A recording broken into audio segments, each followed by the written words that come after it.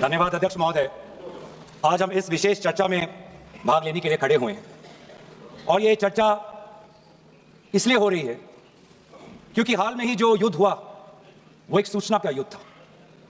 एक प्रकार से हम पड़ोसी देश और दुनिया भर को सच्चाई की सूचना देना चाहते थे और कुछ ऐसे ताकत थे, ऐसी शक्तियां थी जो भ्रम का सूचना सारे देश में, सारी दुनिया में फैला रहे थे। और इसीलिए इस चर्चा का विशेष मांग यह है कि आज सच्चाई सदन में आनी चाहिए, सच्चाई पहलगाम की आनी चाहिए, सच्चाई ऑपरेशन सिंदूर की आनी चाहिए, सच्चाई विदेश नीति की आनी चाहिए। और यही आज हमने सूचना का जो युद्ध की बात हम कर रहे हैं वो आज हमने आदरणीय राजनाथ सिंह के भाषण में सुना।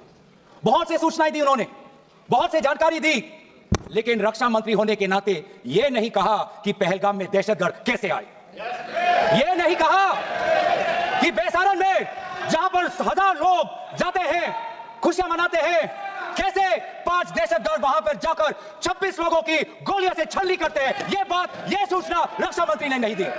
यही है सूचना का युद्ध कि इतनी जानकारी देते हैं कि कभी कभी सवाल पूछना भी भूल जाते हैं। और आज यह है हमारे विपक्ष का कर्तव्य कि हम सवाल पूछेंगे देश हित में, राष्ट्र हित में। आज देश ये जानना चाहता है कि वो 5 दहशतगर्द कैसे घुसे और उन दहशतगर्दों का भी मकसद था, पाकिस्तान से आए हुए वो दहशतगर्दों का क्या मकसद था?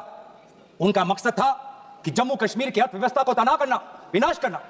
उनका मकसद था कि भारत देश में एक सांप्रदायिक वातावरण का जन्म देना। उनका मकसद यह था कि भारत और पाकिस्तान का एक हाइफिनेशन होना, यह था उनका मकसद। लेकिन सर, मुझे दुख है कि आज राजनाथ सिंह जी ने सैनिकों की बात तो की, लेकिन जो हमारे भारत की जो आवाम है, जो जनता है, जिन्होंने पाकिस्तान के दहशतगर्दों का पूरी जो मंशा है उस पर उन्होंने पूरा नकारा और हम एकजुट रहे और मुझे भारतीय होने का गर्व है। हमने देखा बेसारन में कि किस प्रकार से जम्मू और कश्मीर के लोगों ने पूरे देश भर से आए हुए जितने भी पर्यटक थे उनकी मदद की। हमने यह देखा कि किस प्रकार से देश भर के जो पर्यटक जो जम्मू कश्मीर में थे उन्होंने अपने जम्मू कश्मीर के भाइयों को धन्यवाद दिया। हमने यह भी देखा कि कैसी एक विधवा हिमांशी नरवाल ने कहा कि मैं नहीं चाहती कि मेरे जो पति जिसको लेके आज राजनीति हो रही है उसके शव पर देश में हिंदू मुसलमान की राजनीति हो, मैं नहीं चाहती। यह है हमारी देश की संस्कृति और यह था मंशा पाकिस्तान का। और मैं ये भी गर्व महसूस करता हूं कि सारे विपक्षी राजनीति दल हम सब एकजुट होकर, राहुल गांधी जी ने एक साफ साफ कहा कि हम सरकार के साथ हैं और सरकार को पाकिस्तान को एक ठोस मजबूत कदम देना ही पड़ेगा। लेकिन देश ये भी जानना चाहता है वे 26 लोग जो जिनके परिवारों में आज